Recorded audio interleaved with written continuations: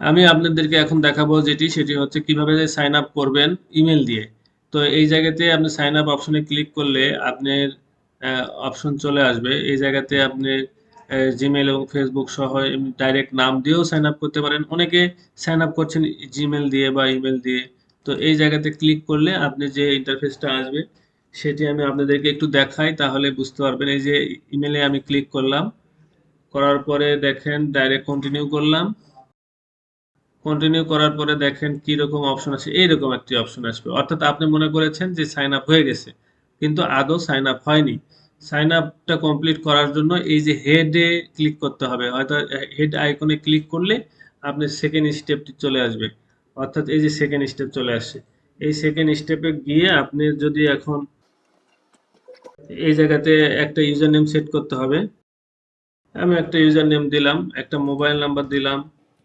এই যে এই জায়গাতে আমি 01717201518, অর্থাৎ আমি যে এই যে এই মোবাইল নাম্বারটা দিলাম, এই মোবাইল নাম্বারের সামনে যে জিরো আছে, এই জিরো যদি থাকে তাহলে কিন্তু কোনো এসএমএস পাবেন না, কোনো ভেরিফিকেশন কোড পাবেন না। এই জায়গাতে যেহেতু জিরো দেওয়াই আছে, সেহেতু এই জিরোটাকে বাদ দিতে হবে। অর্থাৎ বাদ দিলাম, এরপরে আপনার অ্যাড্রেসটা দিতে হবে। অ্যাড্রেসটা দিয়ে দিলাম।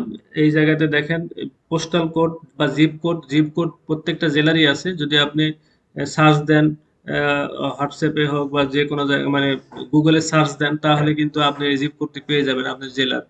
তো এই জায়গাতে আমার এই নাম্বার দিয়ে একবার ইয়ে করাই আছে, যার জন্য নিচ্ছে না।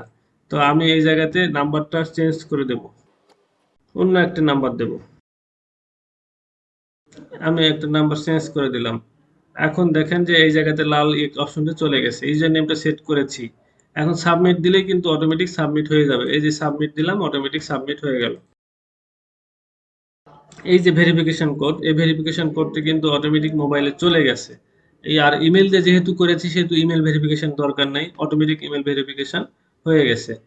হ্যাঁ, তো এই হচ্ছে আপনার হচ্ছে এই ইমেল দিয়ে সাইন আপ করার অপশন। কখনোই ভুল করবেন না, অবশ্যই আপনাকে ইউজার নেম সেট করতেই হবে, যে কোনো ওয়েতে, যে কোনো ভাবেই আপনাকে ইউজার নেমটা সেট করতে হবে। যদি দেখেন তারপরেও আসতেছে না, এই জায়গাতে আপনি যাবেন, তাহলে অবশ্যই আপনি ইউজার নেম সেটিংস এর অপশনটি পাবেন। ধন্যবাদ।